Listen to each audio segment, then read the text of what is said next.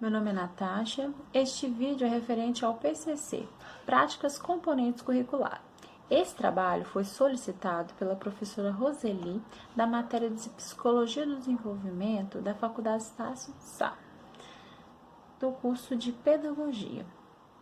O assunto é a observação de crianças e adolescentes, no espaço escolar na educação infantil básica, que inclui educação infantil, ensino fundamental 1 e 2 ou médio.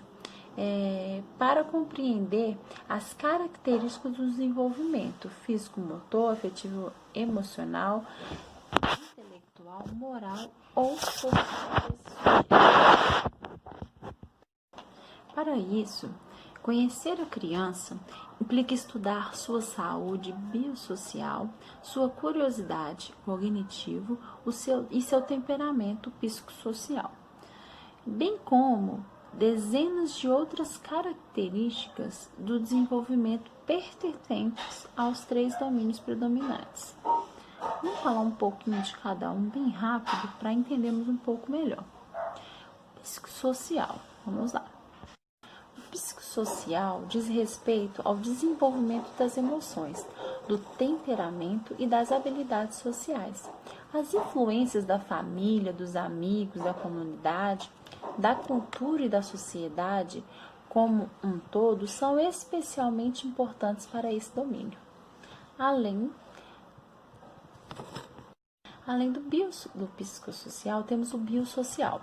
O biosocial ele diz respeito ao crescimento e às modificações que ocorrem no corpo de uma pessoa, além dos fatores genéticos, nutricionais e de saúde que afetam esse crescimento. E tais modificações também fazem parte do desenvolvimento biosocial.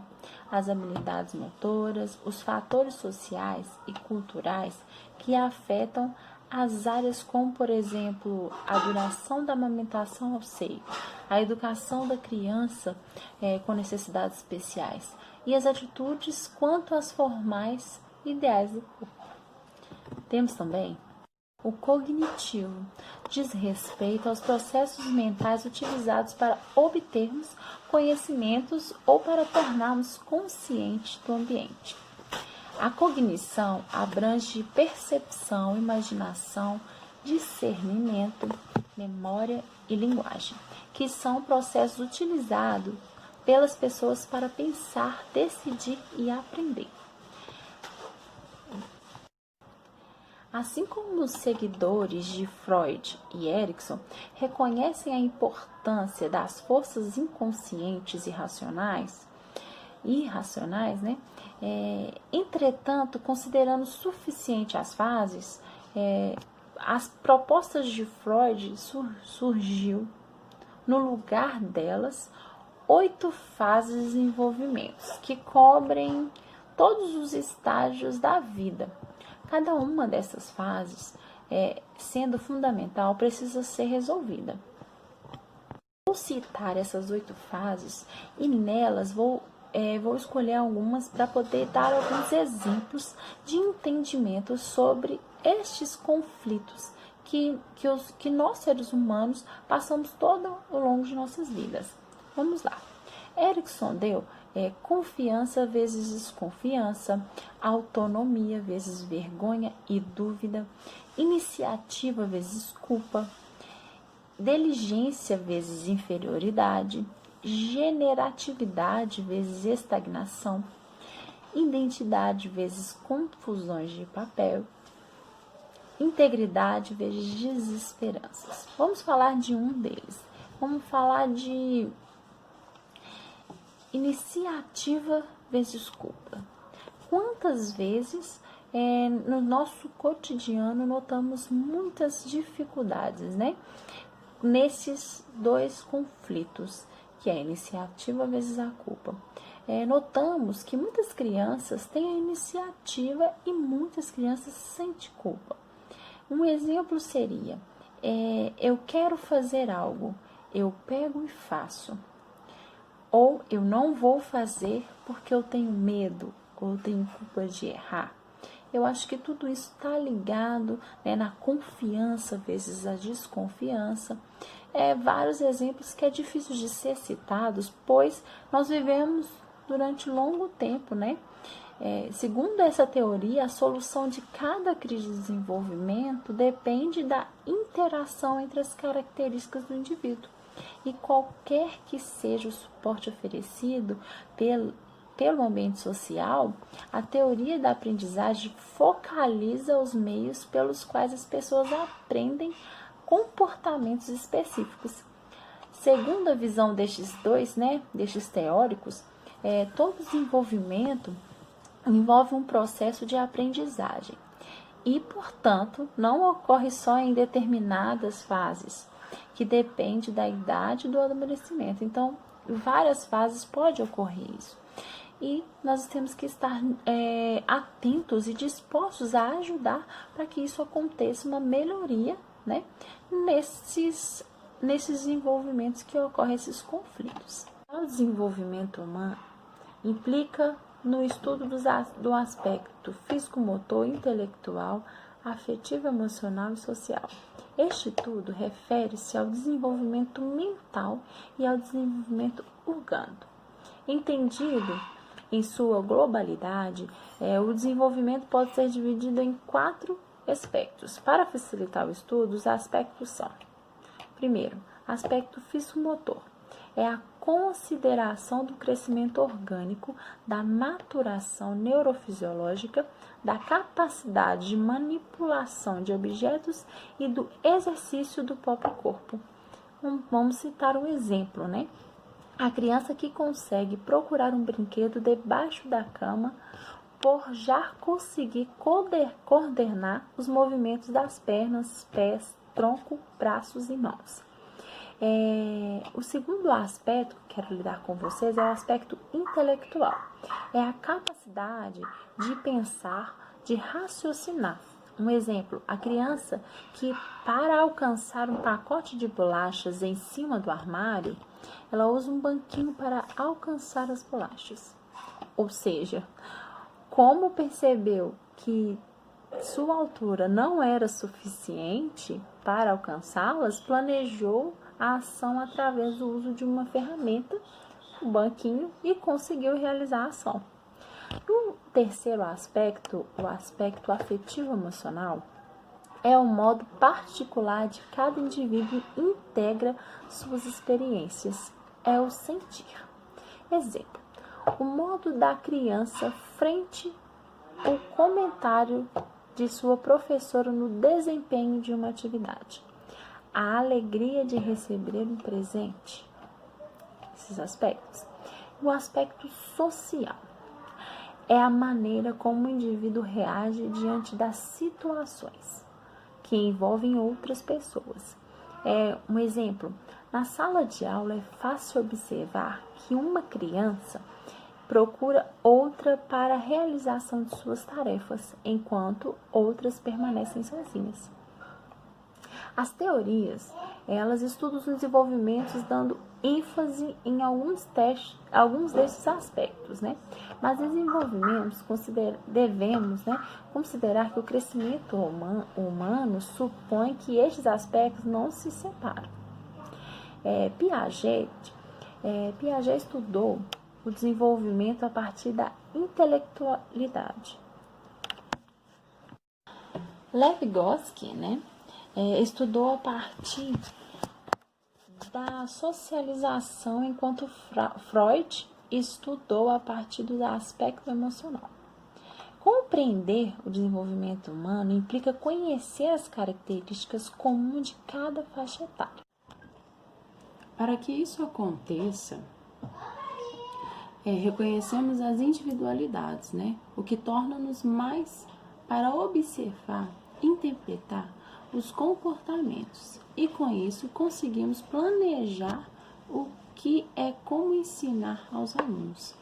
Os fatores que influenciam o desenvolvimento humano são, né, a hereditariedade, o crescimento orgânico, maturação neurofisiológica e meio.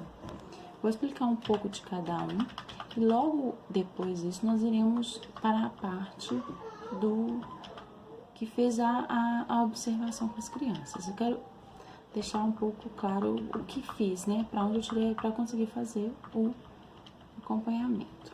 Vamos lá. A hereditariedade é a carga genética do indivíduo que será capaz de estabelecer a sua potencial, que poderá ou não se desenvolver. Um exemplo, a inteligência poderá se desenvolver ou não dependendo das condições que o ambiente proporciona para ele.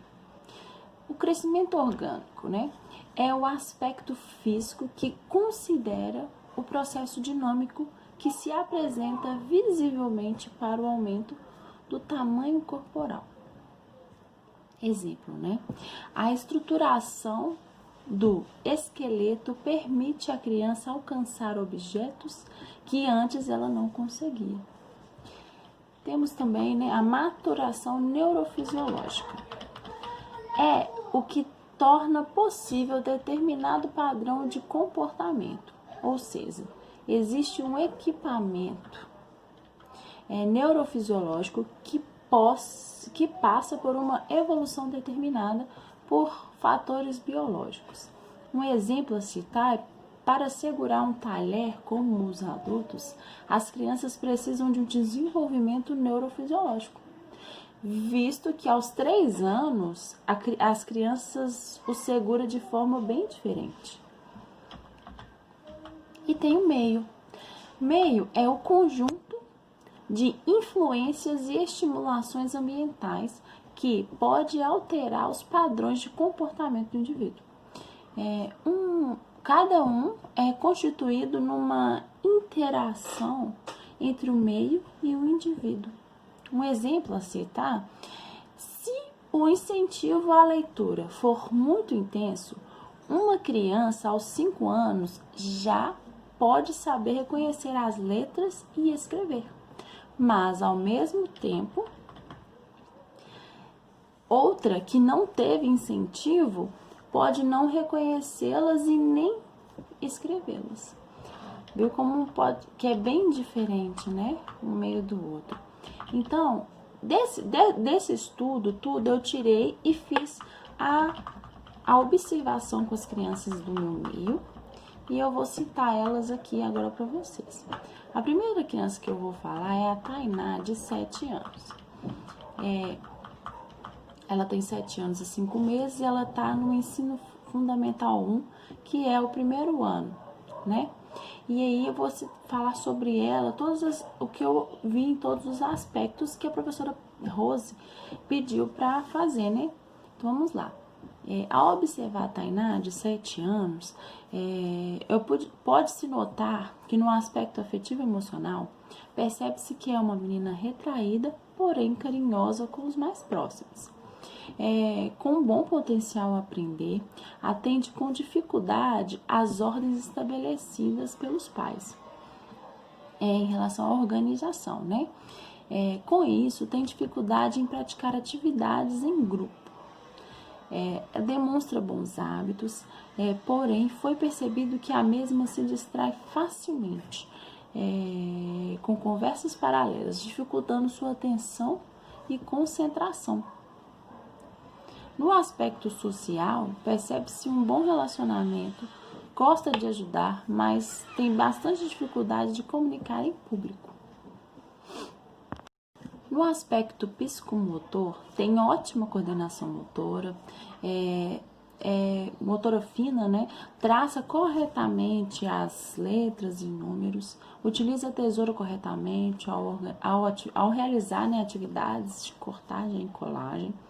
No aspecto relacionado ao aprendizado, foi notado que a Tainá teve um avanço na escrita. E isso a gente pode lembrar do último aspecto em que eu disse, que é a questão do meio, né? Que o incentivo à leitura pode fazer com que isso ajude no desenvolvimento, né? Ó, pra você ver, a Tainá teve um avanço na escrita, porém precisa exercitar mais a leitura para melhorar a organização das ideias e conteúdos que estão sendo trabalhados. Ela tem bastante dificuldade de interpretar, não tem atenção, e essa atenção dificulta a forma de ler e a escrita, na qual erra bastante, né, as ordens das letras. No aspecto familiar, né, o social, a participação da família da Tainá é ótima. Ela sempre zela por sua presença nas tarefas escolares. Com isso, seu desempenho é cada vez melhor. Com essa participação do ambiente da Tainá, é possível notar um desenvolvimento muito grande, pois a preocupação dos pais veio a questionar a situação que ela estava desenvolvendo na escola. E a mãe questionou até mesmo nesse período de pandemia, ela percebeu a dificuldade que a Tainá tinha e ela não observava quando ela estava na escola, né? Agora eu vou falar para vocês do João Miguel. O João Miguel tem 4 anos e 2 meses. Ao observar o João Miguel, pode notar que no seu aspecto afetivo e emocional é um menino carinhoso e esperto, porém apresenta dificuldades em atender ordens. Limites, né? Pois é preciso chamar sua atenção várias vezes para que ele fique atento. Demonstrou bons hábitos, ser disciplinado, porém precisa melhorar a atenção e concentração. No aspecto social, observei que o bom relacionamento com os colegas da turma, né, e professores avançou facilitando sua participação em atividades em grupo. João Miguel, quando ele tinha 2 anos de idade, ele não conseguia ter uma socialização boa. Porém, com o passar dos anos, foi trabalhado e isso foi melhorando o seu desenvolvimento social. O João Miguel era filho único, aí ele ganhou uma irmã. Nesse momento, ele conseguiu ter um social melhor, em comunicar com outras crianças e em outros desenvolvimentos, né? No aspecto psicomotor, o João Miguel utilizou corretamente o lápis e a tesoura, pois traça números e letras e faz atividades de recortes e colagens corretamente. No aspecto relacionado à aprendizagem, inteligência, pude perceber que o João Miguel obteve um grande progresso, teve ótimo desempenho em todas as propostas dadas à questão, sempre dedicado e disposto a aprender. Na escrita, obteve um excelente progresso, atingindo o nível. Tem ótimo raciocínio lógico e no aspecto social e moral, a família participa, tem uma participação ótima, sempre zela por presença e participação nas tarefas, né? O João Miguel, ele tem, no aspecto emocional dele, ele é bem aflorado, então isso tem que ser trabalhado mesmo para que ele consiga equilibrar os seus sentimentos ligados à escola, né, para poder saber lidar até com as frustrações. No aspecto emocional, que eu pude perceber uma grande dificuldade mesmo no João Miguel. Agora eu vou falar da Maria, que é a irmã do João Miguel. A Maria, ela tem 2 anos e 4 meses.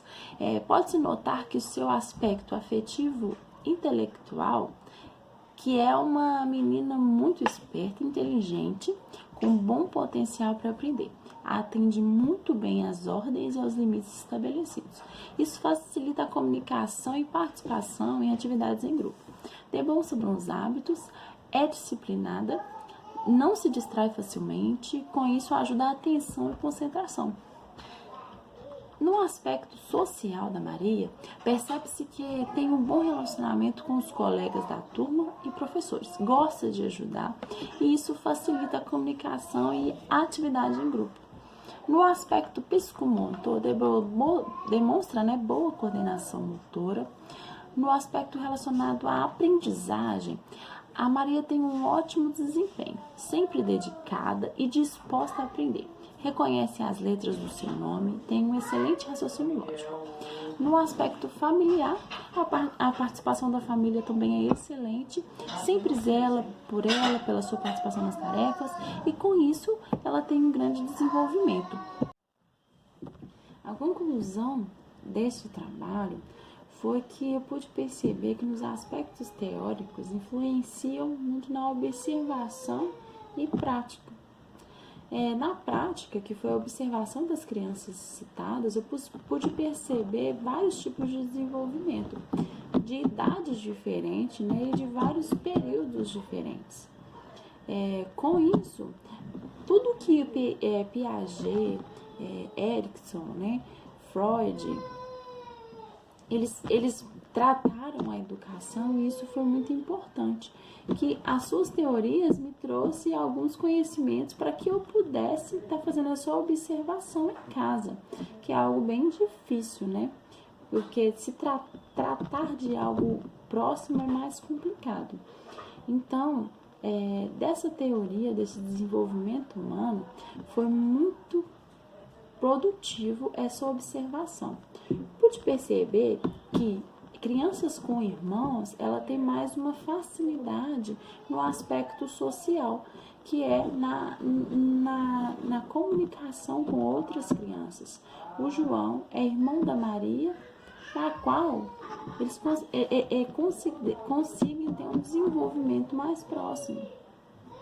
E, com isso, facilitou o desenvolvimento lá fora com outras crianças e com outras, até mesmo dentro da sala de aula. Já a Tainá, ela é uma criança, filha, né? Ela é filha única, não tem irmãos, e o seu aspecto social já é mais retraído. Já é uma criança que tem mais dificuldade de socialização e até mesmo na questão escolar mesmo, na comunicação com as professoras e outras coisas, né? E foi muito importante perceber esse aspecto. Já na Maria, eu pude perceber que ao ter um irmão mais velho, o seu desenvolvimento psicomotor, afetivo emocional e intelectual é muito produtivo, pois o irmão acaba sendo o professor que ensina ela a se comunicar, a fazer atividades dentro do seu ambiente, né? Com isso, foi feito um período, né, das operações concretas para concluir este trabalho, né?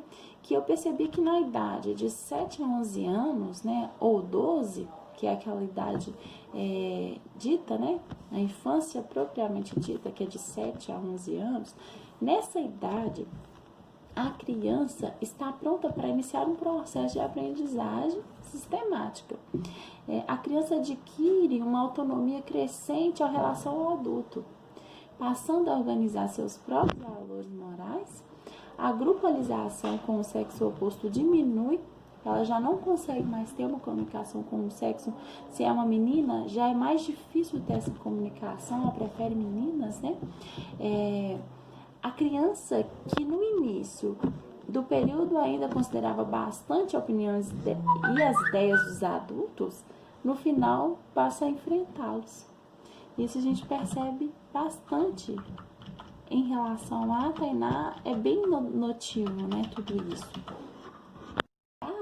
Da idade do João da Maria, que é a idade de 2, né, a 5 anos, é aquela fase na qual a criança ainda ela atende aos pais, ao adulto. Então, tudo que pode ser feito nessa idade é muito importante para que quando ela chegue na idade, né, da infância, que já vai entre a adolescência, ela já possa ter uma percepção melhor sobre as atividades, sobre o comportamento. E tudo isso é feito neste período, né? Então, esta é a conclusão. Muito obrigada e tenham bons estudos.